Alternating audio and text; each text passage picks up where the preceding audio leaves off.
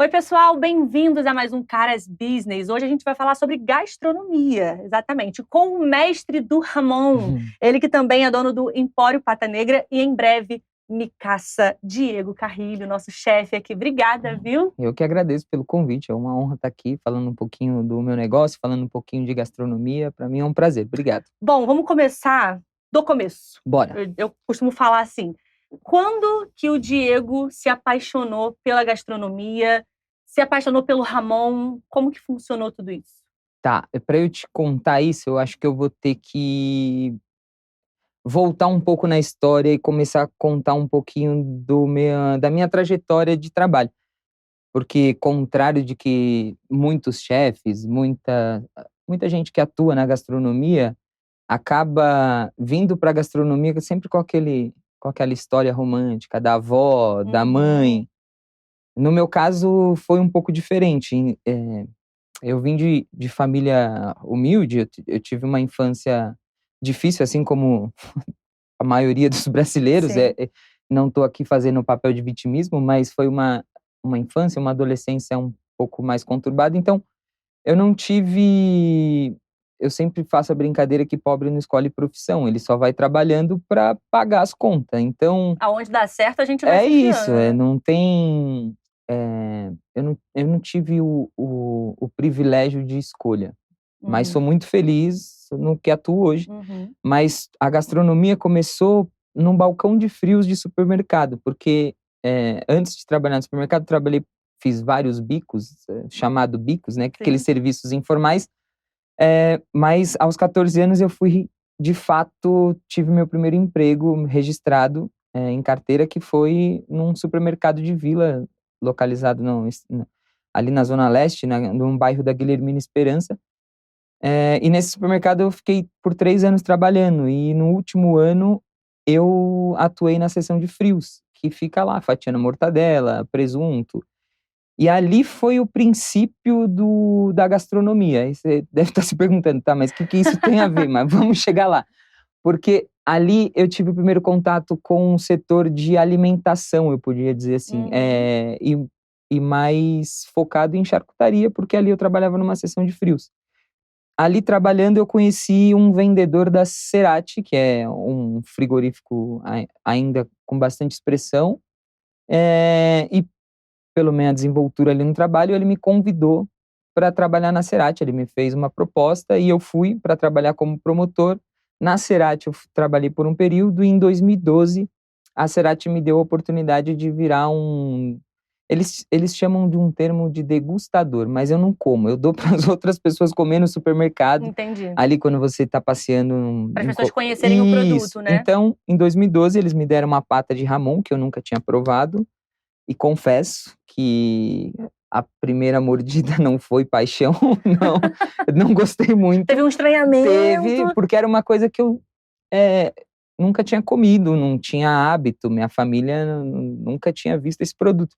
Então, em 2012 eu comecei a trabalhar, tive um treinamento prévio da empresa, e aí em 2014 eles, mandaram eu pra Espanha como para eu aprender sobre aquele presunto, para eu Olha. aprender a fatiar, para eu aprender a manipular, para trazer essa informação para os clientes da Cerati. Então a gastronomia veio para mim através desse caminho totalmente maluco até chegar em restaurantes. Porque quando eu voltei da Espanha, eu comecei a viajar ao Brasil dando treinamento pela Cerati para as pessoas, para os clientes que compravam Ramon. Então muitos dos clientes eram restaurantes. Então eu comecei a frequentar restaurantes pela porta de trás, indo pela cozinha, falando com os cozinheiros, falando com os chefes, Conhecendo os bastidores conhecendo ali, os né? bastidores.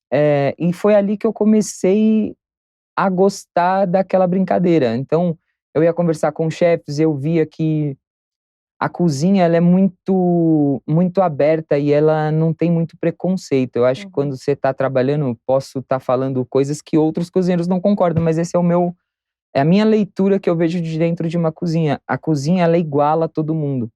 A cozinha, não importa se você estudou na França, se você estudou em qualquer lugar do mundo. Quando você entra para dentro de uma cozinha, é a faca, a tábua, e ali tá todo mundo meio que no mesmo patamar, eu diria. Claro que tem cargos dentro da cozinha e tem a hierarquia, ela tem que ser respeitada. Mas é na mesma batalha, Mas é digamos assim, isso, né? eu acho que quando vai para dentro da cozinha, o que vale mais é o seu conhecimento, a sua dedicação. Eu não digo nem técnica a gente vai se aperfeiçoando conforme o tempo, mas a vontade de fazer, eu acho que a cozinha te permite você batalhar mesmo de igual para igual com outras pessoas que tiveram outras oportunidades. Sim.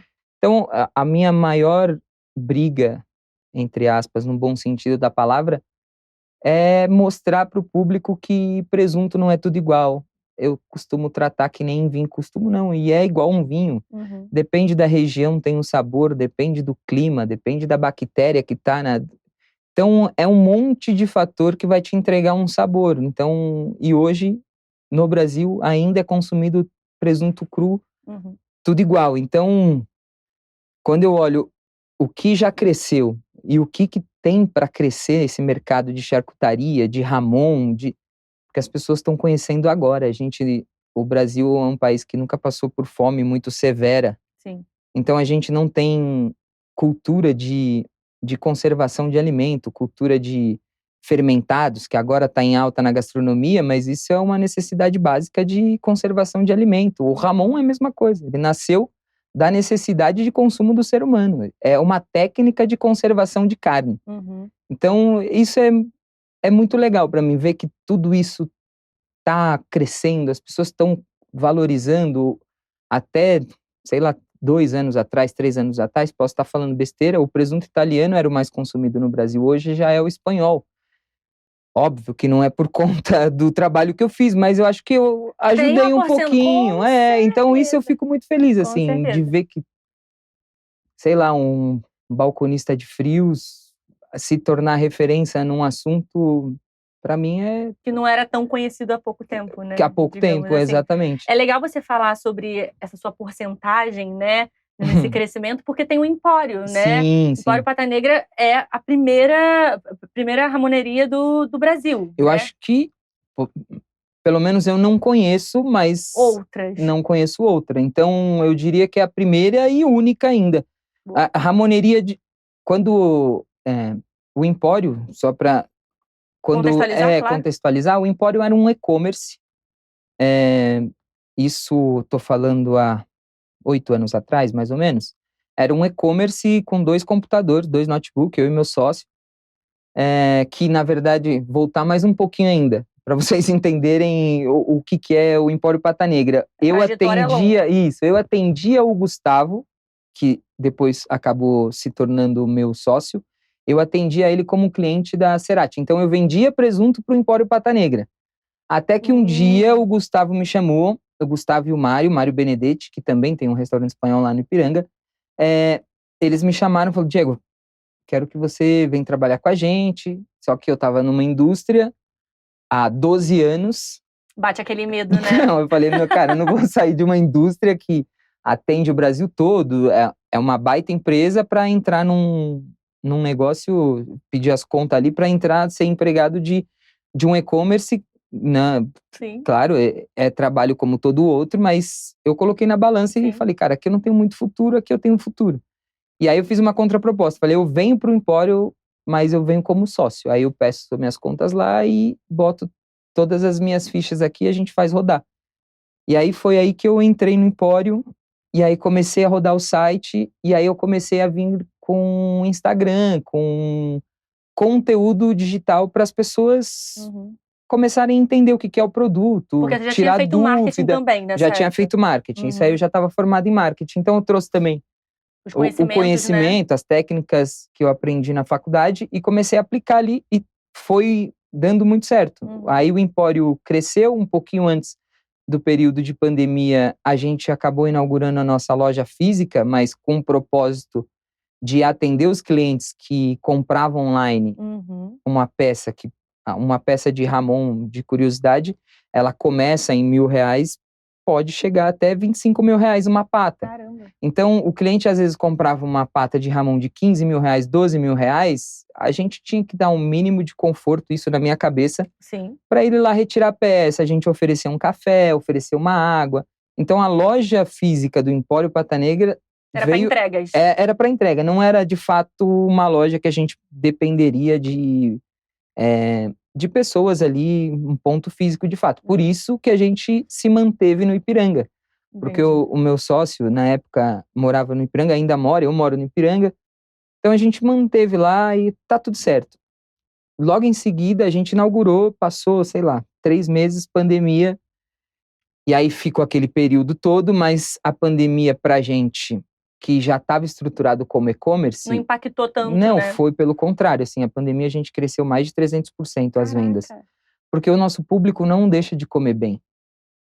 Quem come bem não consegue, não consegue, é muito difícil. Você comer um pata negra e amanhã você comer um presunto cozido, não vai, as pessoas não conseguem. Então as vendas continuaram no online muito forte. Então na pandemia a gente conseguiu capitalizar muito e fez um caixa legal. Quando voltou a pandemia, quando voltou aquela abre, não abre, a gente começou a fazer alguns eventos chamado Gastronomia na Calçada, que esse evento acontece até hoje lá, que a gente vendia croqueta e sandubinha de Ramon na calçada de fato. Então a gente levava uma fritadeira de bancada, um carrinho que a Cerati emprestou pra gente, e a gente botava a fritadeira e ficava fazendo sandubinhas lá, e isso passou 2 finais de semana.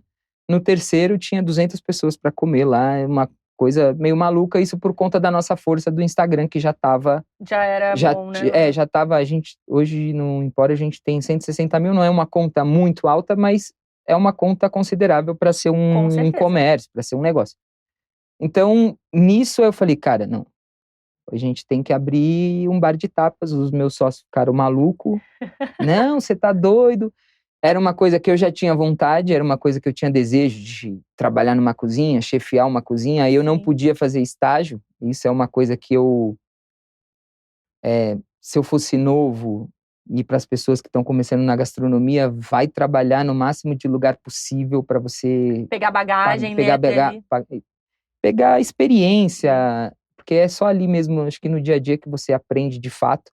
Eu não tive essa oportunidade, porque eu sempre estive trabalhando, então não dá para largar um emprego e ser estagiário, sendo que eu tinha responsabilidades de conta em casa desde os 12 anos de idade. Sim. Então não daria, eu não tive esse privilégio, então eu sempre tive vontade de trabalhar numa cozinha, e aí eu convenci os meus sócios de fazer essa loucura. E o Empório acabou se tornando uma referência. Foi. Eu acabei aprendendo no dia a dia, fazendo... Como eu estava ali todos os dias também, e eu sempre, até dando um pouco da minha personalidade, eu foco muito no cliente. Eu acho que quando a gente está todo dia no restaurante, atendendo o cliente, vendo o feedback ali real, porque quando a pessoa coloca comida na boca... Na cozinha do Empório eu botei um vidrão que dá para ter acesso visível, para ver a reação das pessoas quando come. Legal. Então, quando as pessoas não esboçavam muita reação, eu ia na mesa, perguntava, tentava captar o máximo de informação dos clientes, porque a gente gasta tanto dinheiro fazendo pesquisa e a gente esquece de só ir lá na mesa e perguntar para o cara o que ele achou. Então, eu ia todo dia para o restaurante e passava mesa a mesa perguntando se tinha feedback, sentava, batia um papo, porque às vezes você pergunta pro cliente, o cliente fica sem graça de te dar uma resposta sincera. Uma crítica construtiva. Isso, então às vezes eu via que o cliente não estava muito satisfeito, eu pegava uma tacinha de vinho, sentava, batia um papo com ele, tentava me aproximar um pouco mais para ele abrir de fato o que estava de errado ali. Então isso eu comecei a, de fato, aprender na raça. Cara, servir um negócio, 10 pessoas falaram que tem um ponto de alerta, vamos escutar e vamos mudar esse ponto de alerta, vamos tentar. Então foi meio que assim que o Empório surgiu, se tornou a primeira ramoneria do Brasil, porque esse modelo eu vi na Espanha, fiquei encantado, e eu falei, cara, por que não tem isso lá? No Brasil, exato. Por que não tem o brasileiro gosta tanto de boteco, gosta tanto de uma comida descontraída. Confesso que isso não funcionou no Empório de primeira, porque o Empório, de fato, era para ser um bar de tapas. Hoje ele é um restaurante, ele não é um bar de tapas. E falta de experiência minha também. Isso eu aprendi esse foi uma das lições que eu aprendi na raça. Comportamento, você induz o cliente ao tipo de experiência que ele quer, que você quer que ele sinta ali. Então, quando eu fui infeliz de comprar as mesas confortáveis para os clientes sentarem, porque aí já era. Porque mudou totalmente o conceito do restaurante. Então, esse é um erro que eu cometi. Então, eu já tô dizendo aqui. Para quem não quer um restaurante, é isso, não deixa a galera sentada confortável. Mas acabou que deu certo. A ideia do bar de tapas mudou um pouco. Hoje virou um restaurante que serve comidas para compartilhar, igual eu acho que a grande maioria. Então, acabou pegando uma ondinha boa também naqueles pratos de tapas, mas na minha cabeça eu queria um restaurante um pouco mais festivo, pessoas de pé, encostada, mas depois que eu vi aquilo funcionando, eu falei, errei na compra da mesa, mas acertei, então... Porque tá lucrando, tá tudo certo. Tá dando certo. Mas o Mikasa agora vem com essa vibe ou não? Também é diferente? Não, o Mikasa, o Mikasa, ele surgiu de um... Porque ainda não inaugurou, tá, gente? Não, ainda não inaugurou, vai inaugurar, ainda tá com um processo ali, né? Tá sendo transformado. Tá sendo transformado, mas o Mikasa, ele vai ser rápido, assim, eu pretendo, não queria botar data para não criar expectativa, mas esse ano para setembro é a minha esperança, é a minha expectativa. O Mikasa veio com uma proposta de trabalhar com mais calma, com atenção, intenção. Eu acho que isso eu comecei a sentir no Empório depois de 1 ano e meio ali, todo dia. Trabalhar em restaurante é loucura, quem trabalha sabe, e quem convive ali perto já tem uma noção do que é ter um restaurante, que é loucura. Você resolve BO todo dia tem problema, todo dia, sei lá, a coifa para, a câmera fria pifa. Vivendo a pressão a todo momento, todo dia. Então, isso foi me desgastando um pouco, isso foi me distanciando do fogão, me distanciando de cozinhar de fato. E isso acontece com todos os chefes de cozinha. Os chefes de cozinha não botam a mão mais na massa, eles têm que administrar aquilo tudo, eles têm que fazer aquilo funcionar sem ter prejuízo, mantendo o padrão. Então, quando você está à frente de um restaurante, você fica muito mais analisando dados, do que de fato cozinhando. Coisas burocráticas, né? E eu odeio ficar em escritório. Não, eu odeio. Você gosta de estar na prática ali, Eu gosto de estar porque a minha escola foi essa. A minha escola foi eventos. Minha escola foi sempre estar ali com a mão na massa. Eu nunca fui um cara de escritório porque eu sempre fui mão de obra, linha de frente. Então, a minha escola foi muito isso. Estar ali no dia a dia, com a barriga no fogão. Então, eu gosto disso. E eu gosto de trabalhar com criatividade. Para mim, gastronomia é arte. Gastronomia é a materialização de uma ideia. Então, para mim, é arte. Você pode comer e achar horrível, e eu posso comer e achar aquilo maravilhoso. Então, também é subjetivo. E no Empório, na correria, eu estava deixando de criar, eu estava deixando de fazer o que de fato me deixa feliz. E eu estava só administrando, trabalhando, resolvendo BO. É óbvio que isso vai ter em todos os negócios que você tiver na sua vida. Você vai ter que fazer isso. Mas quando você tem a obrigação de abrir todos os dias, manter o padrão, isso se torna um pouco mais maçante. Então, o Mikasa veio para descompilar mesmo. É um espaço criativo, porque o Mikasa, o nome já diz, vai ser minha casa. Então, eu peguei um sobrado com bastante confortável, tem uma área verde bem legal, um espaço que dá para as pessoas curtirem um momento de qualidade, que eu acho que falta hoje também, até pelo cenário que a gente tem hoje no mercado de gastronomia. A gente tem diversos restaurantes, cara, maravilhosos, que dá para... Mas tenta ir em um restaurante de final de semana. É um caos. É mesmo. Porque São Paulo tá um caos. São Paulo já não cabe mais ninguém aqui. Então, você sai para se divertir, você acaba se estressando. Você se estressa. Exato. Então, foi meio que nesse ponto que eu comecei a prestar atenção. E aí o Mikasa veio para isso. A parte de baixo inteira eu vou transformar numa casa que eu consiga receber pessoas com qualidade, com conforto, porque ali não é um restaurante. É isso que eu vou ter que, eu acho que enfatizar bastante na minha comunicação, porque ali não é o restaurante, é minha casa, onde eu vou preparar jantar Para receber os seus convidados, e para basicamente. convidar pessoas para vir jantar comigo. Uhum. Então, quando as pessoas chegarem lá, não vai ser um formato que as pessoas estão acostumadas de restaurante. Então, eu vou atender 20 pessoas por evento, por experiência. E eu acho que a gastronomia é um pouco disso. Para mim, que eu tenho um lado espiritual muito forte, para mim é muita energia.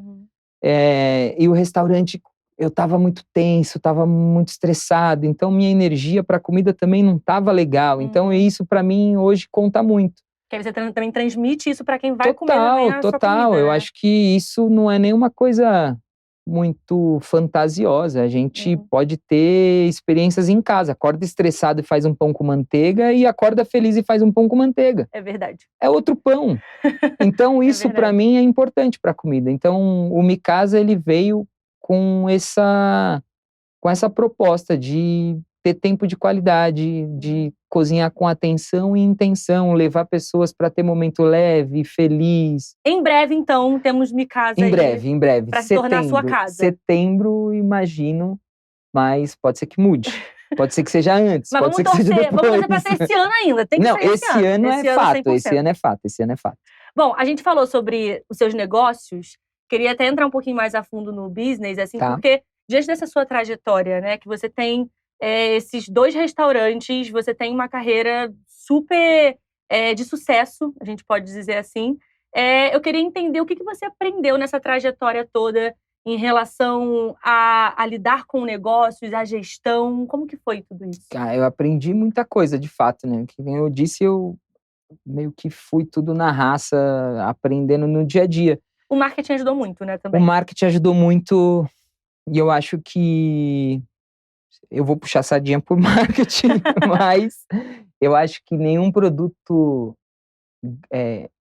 como é que eu vou conseguir me expressar para não falar besteira, mas eu acho que sem o marketing, dificilmente o produto se torna um produto valorável. É o marketing que traz valor, storytelling, é o marketing que faz as pessoas se apaixonarem pelo seu produto. Então, eu acho que é muito importante.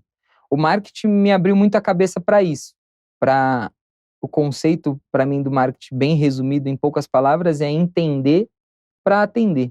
Eu preciso só prestar atenção no que o cara precisa para eu oferecer uma solução para ele. Então, isso eu aprendi no marketing. Então, eu aprendi a olhar de fato para o cliente.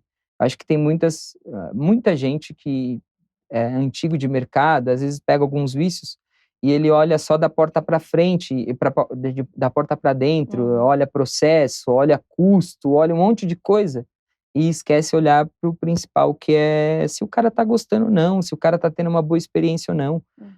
A gente que trabalha com gastronomia, imagina a responsabilidade que você tem. Eu, no caso, que estou ali no Ipiranga, que a média de deslocamento do meu cliente é de 45 minutos. Sim. É um deslocamento considerável. Então, ninguém vai muito longe para jantar. Sim. O cara se trocou, o cara se programou, o cara se arrumou, a esposa se arrumou, fez cabelo, tudo para ir no meu restaurante. Eu chego lá e não vou prestar atenção nele, não vou dar atenção para ele. É verdade. Tipo, isso foi uma das coisas que eu aprendi com marketing, assim. Eu acho que foi a coisa que eu mais... E é o que eu levo mais comigo. Mas acho que de tudo que eu aprendi, de até técnicas de administração, tudo, mas o que é mais válido de tudo isso é entender que você precisa dos seus funcionários, que você precisa de uma equipe muito boa. E não você se faz sozinho, né? Não, e você precisa valorizar essa galera. E eu não tô falando isso da boca para fora, é uma galera que eu não nasci dono de empresa e muito menos meu pai, que é aposentado como cobrador de ônibus. Não nasceu herdeiro. Nem um pouco. Assim. Eu nasci herdeiro de contas. Esse eu herdei bastante. Sei bem como é. Mas de dinheiro, não. Então, hoje, quando eu vejo a minha brigada e vejo tudo que acontece no mercado, essa crise que tem mesmo de mão de obra, que a gente não consegue encontrar mão de obra qualificada para trabalhar no restaurante, o restaurante muitas vezes não paga porque a mão de obra não é qualificada. essa briga entre funcionário ali, colaborador e o proprietário do negócio, eu acho que é o que está causando no nosso setor. E com todas essas experiências que eu tive, eu aprendi que se você não tiver uma equipe que está alinhada 100% com o seu propósito, e para ela estar alinhada 100% com o seu propósito, você precisa sentar e mostrar para ele o porquê que ele está fazendo aquilo, explicar o porquê que ele tem que colocar o brotinho para o lado esquerdo, porque senão fica uma coisa que o cara vai falar, para que eu estou fazendo isso? Isso não tem sentido. Sem propósito, né? Sem propósito. Então eu acho que o que eu mais aprendi é valoriza a galera que está com você, investe nessa galera. Essa galera, ela só precisa de oportunidade. Eu sei que não dá para colocar tudo no mesmo pacote, mas as experiências que eu tive com toda a galera que eu trabalho e que eu trabalhei, óbvio que tinha uns que não tem jeito, mas eu acho que é uma função do líder, uma função de quem está ali a analisar e identificar o ponto fraco e o ponto forte de cada um e dar oportunidade para essas pessoas. Eu acho que o mundo que a gente vive está cada vez mais aberto a isso, prestando um pouco mais de atenção, de fato, no que a pessoa está sentindo, porque ali, restaurante é uma coisa, cara, é muito estressante, é muita correria, as horas trabalhada é muito árdua.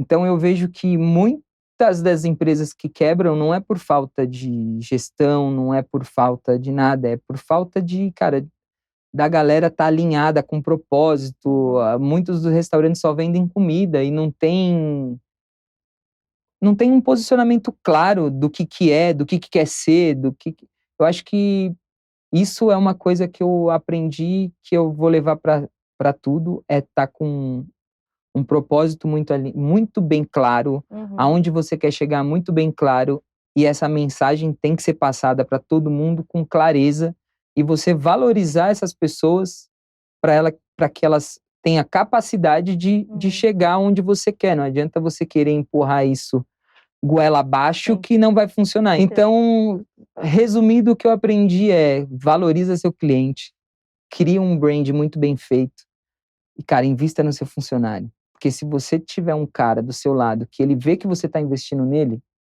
ele tá com você, cara, para tudo. Para tudo, para o que der e vier. Então, eu acho que é isso. Se você tiver um alinhamento muito claro do seu branding, você sabe o que o seu cliente quer e seu funcionário tá junto ali, tá pronto para atender, não tem como dar errado. Eu acho que são os pilares que eu mais presto atenção hoje em dia. E é claro que toda a parte de grana, que não é a minha parte, que tem gente que toca para mim, mas eu acho que basicamente é isso. E como é que se enxerga? A gente está chegando no finalzinho da entrevista, mas é muito legal a gente falar sobre o futuro da gastronomia, né? O futuro da área onde você trabalha. Como que você enxerga o futuro daqui a alguns anos, assim, a gastronomia, a charcutaria também? A charcutaria, de fato, no futuro eu enxergo.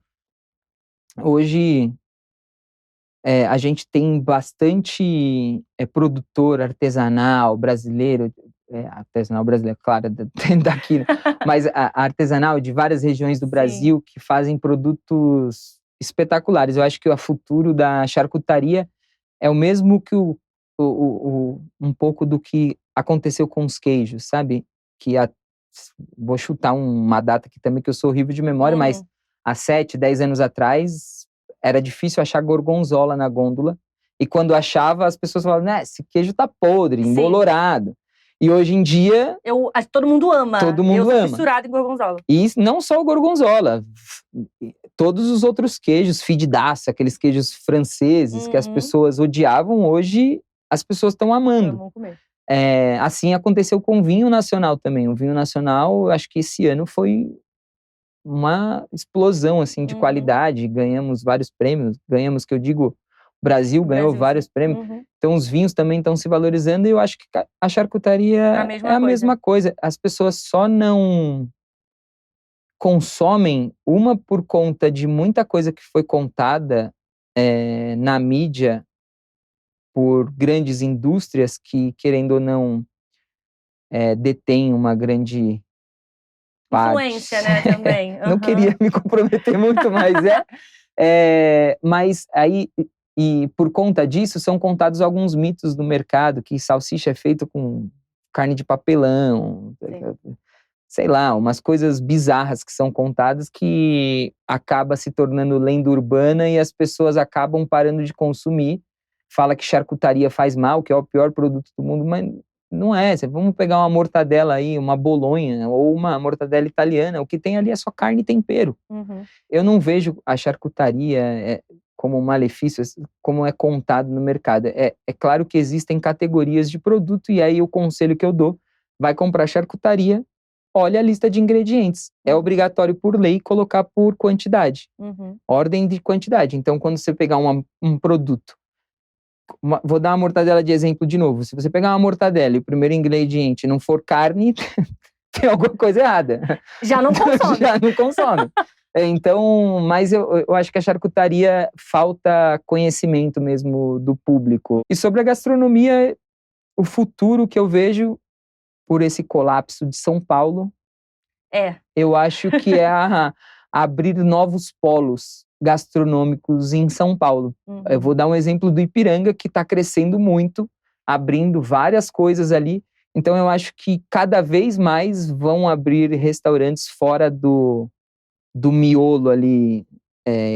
Centro ali, centrão gastronômico, né? Que tem.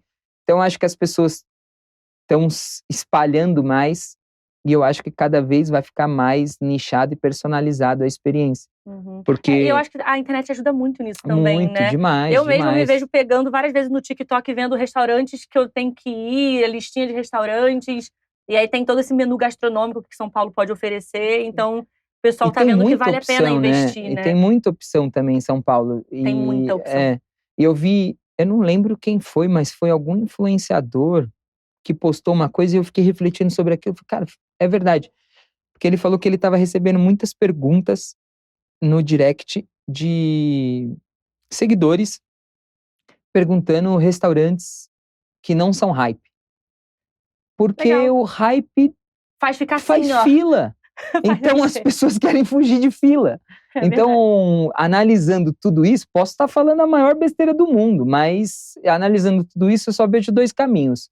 Ou as pessoas abrem coisas parecidas com o Micasa, que já está acontecendo. Sim. Ou as pessoas saem um pouco desse centro gastronômico. Outros lugares, outros polos. Porque se você for pro Itaim, num horário... Hoje, por exemplo, você vai pro Itaim. Gente, esse programa está sendo gravado sexta-feira. Não dá pra andar. Se a gente sair daqui pro Itaim, já era. Não dá pra andar. Então, eu acho que isso é uma coisa por conta da nossa cidade. Tá muito cheia, as pessoas inflando. E os restaurantes bons, é claro, são maravilhosos, tem vários exemplos, mas é quase impossível de ir e você ter uma noite agradável, sem estresse. Boa. Então, eu acho que a tendência da gastronomia é as pessoas começarem a sair desses polos, desses miolinhos, né? E começar a abrir coisas mais fora da rota, porque a gente precisa dispersar essa galera para ter circulação, senão ninguém consegue comer, ninguém consegue chegar, ninguém consegue ir embora, enfim. Mas eu acho que é isso. A gente precisa comer sem se estressar, gente. O importante é isso. E esse é o propósito do Micasa, você comer e sair mais feliz do que entrou. Se eu conseguir isso, já tá bom pra caramba. Você só não pode... Já cumpriu o seu papel, Cumprir total, porque a gente só sai de casa, não é pra comer, não é pra se alimentar. Se a gente fosse só se alimentar, a gente pedia iFood. Isso é verdade. A gente sai de casa pra dar um rolê, pra ter um momento festivo. A gente não sai de casa pra comer. Pra relaxar. A gente sai de casa pra ter uma noite legal. Agradável. Verdade. No mínimo legal. Micasa já tem Instagram. Já tem Instagram. Queria que você deixasse o Instagram, tanto do Micasa, Empório, o seu Instagram também, pro pessoal curtir, ver como que vai funcionar. Fechou, então... E assim, lotar, a gente quer que lote também. Não, vai lotar. Vai ser uma experiência legal, né? Pensa que são 20 pessoas, lota. Tá ótimo. Ó que legal. Tá ótimo, perfeito. Mesmo lotado, não tá cheio. Não tá cheio, tá confortável. Tá confortável. Mas as minhas redes sociais é Carrilho Diego, Carrilho_Diego, que é a minha rede que eu posto mais coisas, que vocês vão conversar mais comigo. O Micasa é micasa.sp, E o do Empório é E Pata Negra, e também tem a Granero, que é a minha indústria de Legal. presunto lá no sul, que eu também sou produtor de presuntos. Então sigam também Granero. Boa, perfeito. Diego, eu quero te agradecer muito. Foi um papo muito esclarecedor, muito legal para falar sobre gastronomia, sobre o Ramon, que acho que as pessoas não conhecem muito. Só faltou umas fatiazinhas aqui. Vamos marcar uma próxima entrevista e eu quero, trago a pata favor, aqui. Trago a pata. Mas assim, sucesso pra você, que o Micasa venha assim, de uma forma muito linda. Estarei lá, quero muito estar entre essas 20 pessoas. Sucesso de verdade, parabéns por todo o trabalho. Obrigado pelo convite mais uma vez, foi uma honra, foi um prazer conversar aqui. Nossa, viu? Bom, gente, segue lá o Diego. A gente amou conversar sobre isso, acho que gastronomia é sempre um assunto muito bom pra gente conversar. A gente vai estar trazendo muitos outros assuntos aqui sobre business, então também segue @carasbrasil e @carastv, fechou? Um beijo pra todo mundo, tchau, tchau. Obrigada, Diego. Obrigado. Tchau.